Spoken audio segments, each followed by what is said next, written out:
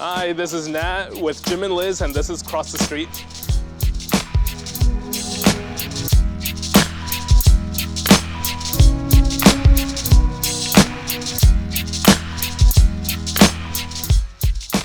What is good? I am here today at the Other Side Nursery with our friend Nat.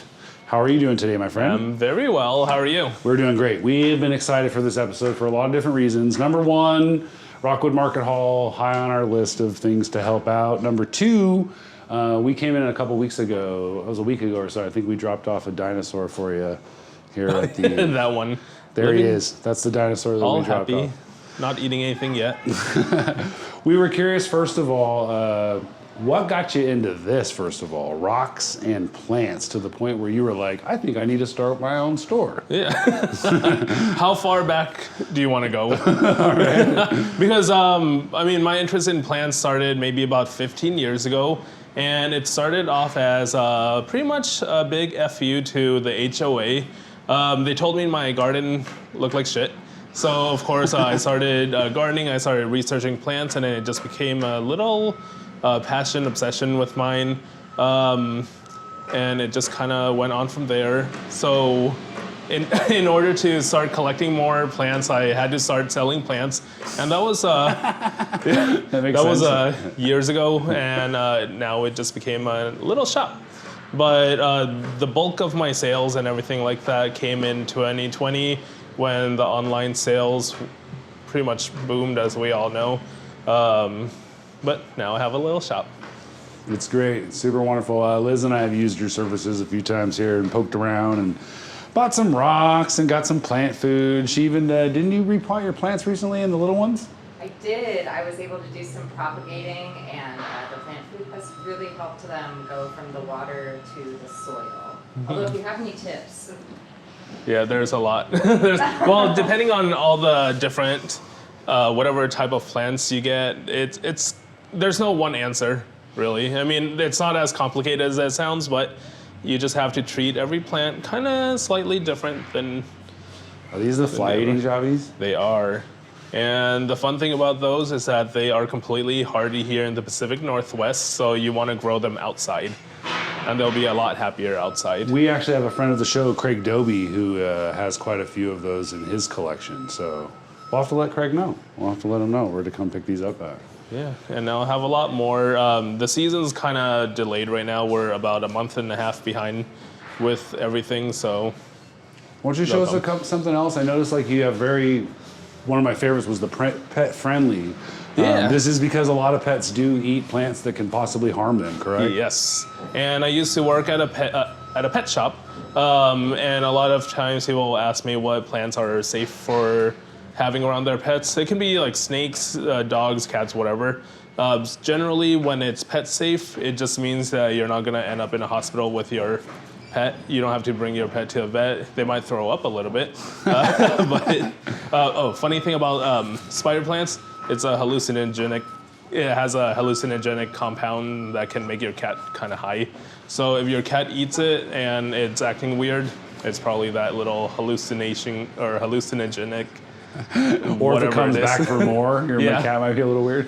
Yeah, so there's a lot. I mainly focus on easy to care for stuff. I don't really fall into hype plants much, just because that can get a little bit crazy. I saw plants going from $5 a few years ago to $400. Wow. Yeah, and I kind of focus on making plants accessible for everyone, so I don't want to charge anyone $400, $500 on something inside a little pot like this. It got crazy because, let's rewind. I once sold these plants called Pink Princess Philodendron for about $5 each. No one would ever look at it. I don't have one here right now, but I'm sure a lot of guys know what that looks like. It would just sit on the shelf. No one will look at it. It will just kind of look ugly and die. But in 2021 or so, those plants became like $400, $500, and it just got out of hand. But yeah, and did you sell any at that price? 400? No. I don't want to. there's a lot to it, and little ethics involved, maybe. yeah, like I can't see myself selling something that I used to sell for $5 for $500. So I just avoided all that and just kind of kept with the simple stuff, like the user-friendly stuff. I mean, is the Northwest also difficult for houseplants as opposed to other, climates, Arizonas, Californias, or whatever? So yes and no. The benefit that we have is that our water is pretty good for most plants. It's soft water, and we have a lot of. I don't want to say we're not that humid of a place, but we do have a lot of humidity. A lot of greenhouses grow a lot of things successfully here. So in the Pacific Northwest, we do have a lot of large growers in the area, and they benefit from a lot from the rain that we get. So they collect all that rain and then just use it throughout the year, versus Arizona, Southern California, and stuff like that, where they have to rely on municipal water. So that's good to know. Yeah. What are some of these cactuses here? I'm kind of interested in this. This is something that probably doesn't get grown a lot in the Northwest. So yeah, there's a whole bunch of mix in there. Fairly easy to grow as long as you provide them with enough light. The important thing is light, and that's what we kind of lack here in the Pacific Northwest. But as you can see, my shop is very bright. Very bright. Lots of light in here. It heats up like crazy, especially during summertime, but that's okay. The plants love it. We did ask him to kill the fan, so he normally has it very cool in here. So when you come in, it is nice and cool. It is nice and cool. Any tips then for like a new plant? I mean, I have one plant that I've been able to keep alive for 20 years just by watering it. Any tips, I guess, for the new plant professional, if you will? Sure. First of all, as hard as it is, try knowing what plant you have. Just because it's green with a leaf doesn't mean it'll be treated all the same. So if you send pictures to me at info@the Other Side Nursery, I can help you identify what plant you got in case you don't know. But knowing what plant you have, you can find out what kind of lighting they need. So like all these over here, they're kind of arranged by their light needs. Light is pretty much food for plants. And if you don't give them enough light, they will eventually starve. And just because what we see as being bright doesn't always translate the same to plants. Because, I used to feel pretty much blinded in here, but now I'm just kind of adjusting to it a little bit. But even this is not the brightest for many plants out there.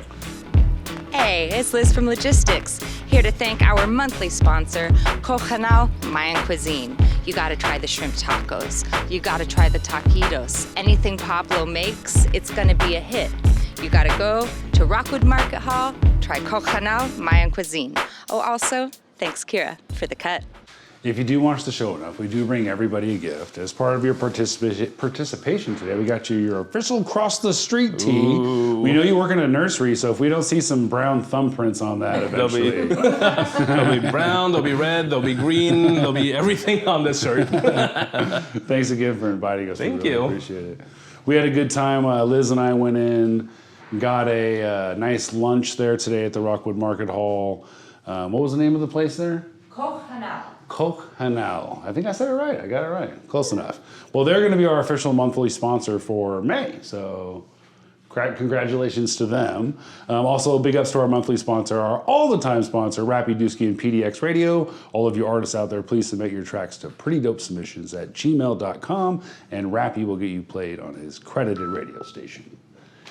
In honor of kind of what you do here, our program, we give plants often to our guests on the show. The plants across the street have actually come alive. We've had 4 or 5 past guests share their plants that we've given them. What's the longest plant that you've had alive? Ooh, let's say indoor or outdoor? I guess either one. I'm kind of impressed. Yeah, so the one that I've kept alive the longest is a Japanese maple, actually. It was my very first official tree that I've purchased. I did plant it at the time I live in Los Angeles. I know, sorry, Pacific Northwest, I'm from Los Angeles.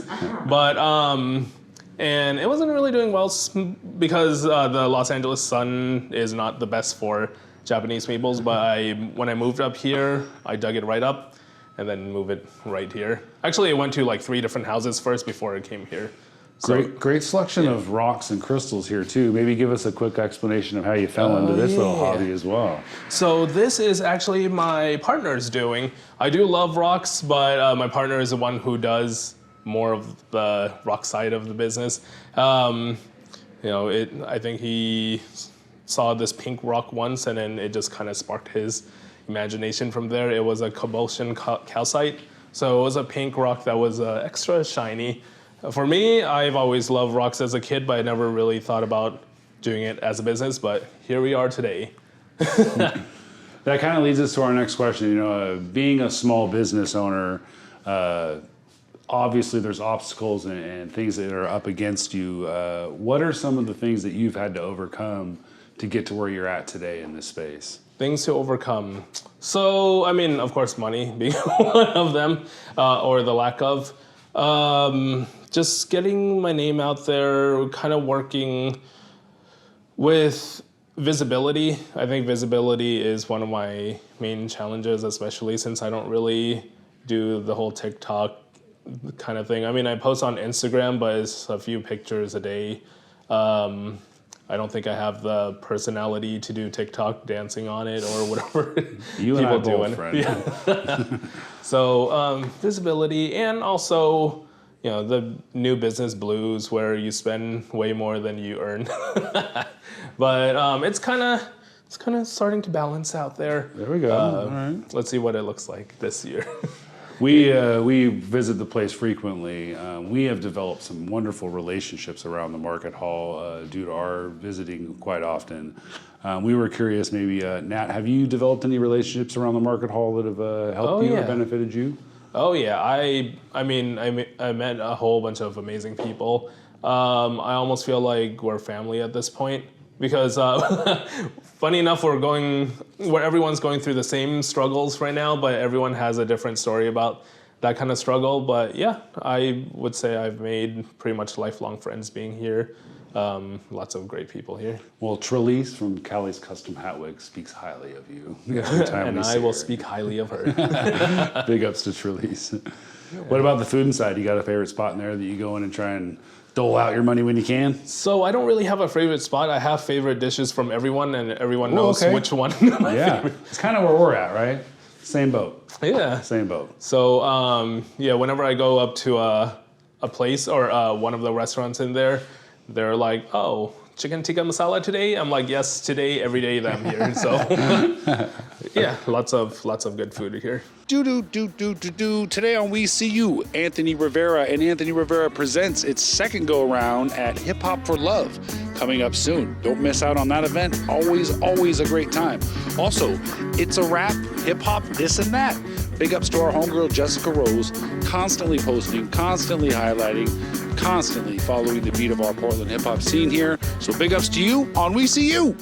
Big dream then. If you had the ultimate rock and garden store, what would that look like to you in Nat's head? What does that sound like? Yeah, so my ultimate dream is to be able to have a whole bunch of greenhouses, a lot of land to grow my own stuff, and then have a shop front. Where am I? Let's say even 2.5 years ago, or 1.5 years ago, I didn't even think I was going to have a shop. So everything kind of changes here and there. But I wish, my ultimate goal is to have pretty much grow my own stuff to sell it at my shop, which can be next door or whatever. I would love to have like the 2-in-1 combo there. Yeah. Well, we ran through about 15 minutes pretty quick there, my friend. You want to give some special love, shout-outs, PSAs on the way out of here before we wrap this up? I love you all, you know who you are, and I hate you all, you know who you are. I guess I probably shouldn't snicker at that. Cheers! Where can we find you at? We're going to add, of course, your links in the description below for people to come find here at the Other Side Nursery. Yeah. Once you give us the lowdown and the details on your hours of operation and where we can find you at. Sure. For now, I'm here at 458 Southeast 185th. My unit is number 103, so it's in the downtown Rockwood complex. It's kind of hard to find right now just because it's such a new building, but I'm in the Market Hall, the Rockwood Market Hall building. You can find me online at theothersidenursery.com. Please don't make fun of the website. I'm not a tech person. Or on Instagram at The Other Side Nursery. So if you put in The Other Side Nursery, you'll find me and this business with like babies. These dolls that she creates is kind of funny. They look like little demon babies, but I don't mind sharing web space with that. Well, there you are, trying to help. Look at you. All right. Well, thanks again for your time. If there's ever anything we can do for you in the future, you just reach out and let us know. We'd love to help you. But until then, thanks again. Thank you. Cheers. Cheers.